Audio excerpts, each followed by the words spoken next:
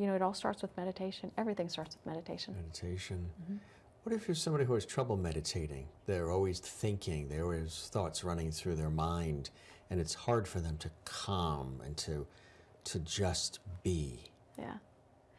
The advice is varied, but generally it's that they're probably trying to meditate for too long.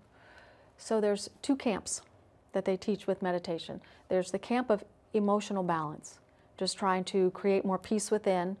That's one, and you can do that so many different ways. The whole meditative community has so many great examples of what you can do, what you can listen to, how you can relax the mind and go into that relaxed state to receive the benefits of it. And then there's meditation to communicate with the spirit realm, with the non-physical dimension. And that kind of meditation is far different than emotional balance meditation. So it depends on what you're trying to do. But they say always start with short increments of silent meditation or a very small rhythmic sound, and then go from there. So count your breaths, relax, but give yourself an amount of time that you can do. And if it's 1 minute, it's 1 minute. And it's 1 minute, yeah. And 1 minute is better than no minutes. Right. And then 2 minutes will become easier than 3 minutes, so then go to 2 minutes. So if you're trying to sit down and do a 40-minute meditation exercise, but you've never done it before, well, you might enjoy the experience, but you might not have quieted the mind. So just stay with it, stay with it. But there's also help. So I always say, when you sit down to meditate, ask your guide for help. Help to quiet my mind. We're not meant to live this life alone. So even in those small things, how do I?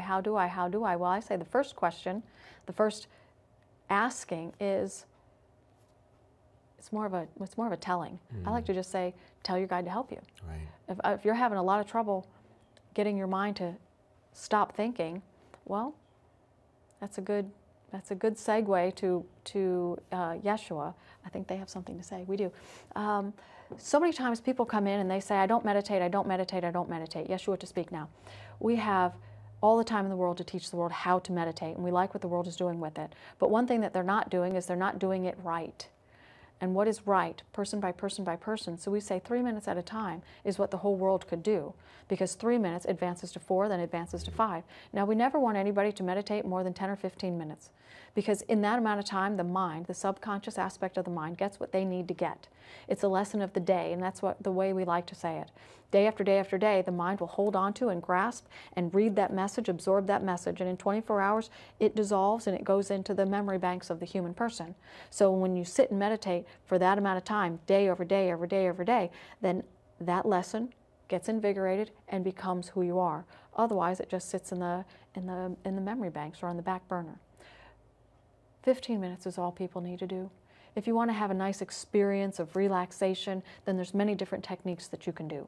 But every once in a while, we like to bring people all the way back down to the true teaching of what meditation is. It's connecting with your guide so that you can be guided. It's connecting with your guide so you can be guided.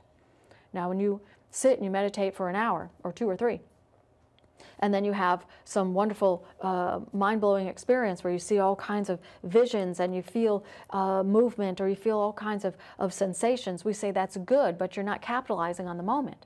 To capitalize on the moment, you need to shrink it down into very small increments, because if you're having those experiences, then you have the ability to connect with the spirit realm, relatives, guides, whoever it is that you're interested in talking to.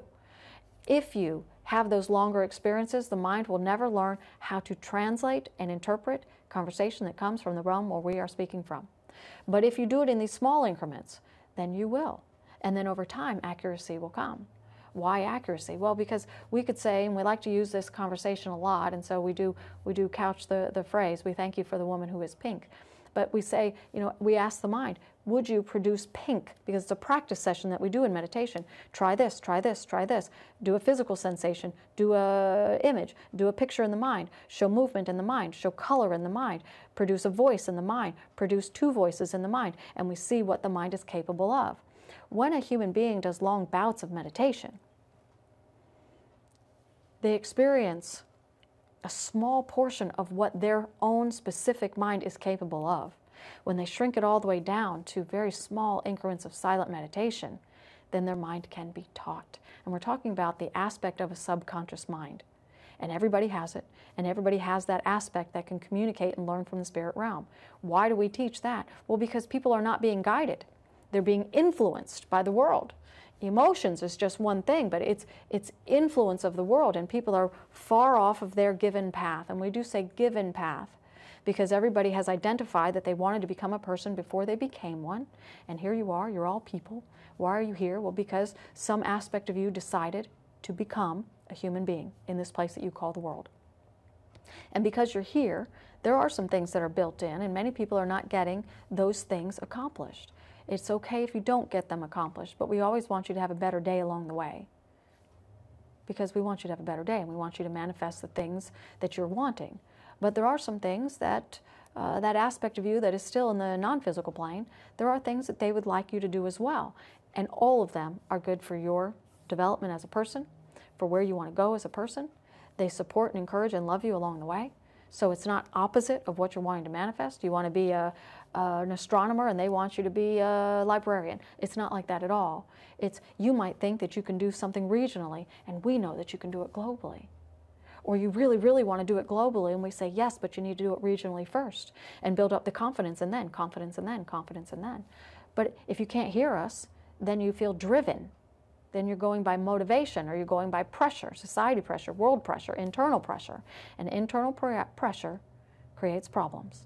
And then you have the physical body to deal with, or mannerisms, behaviors that are something that your life and your body has to deal with.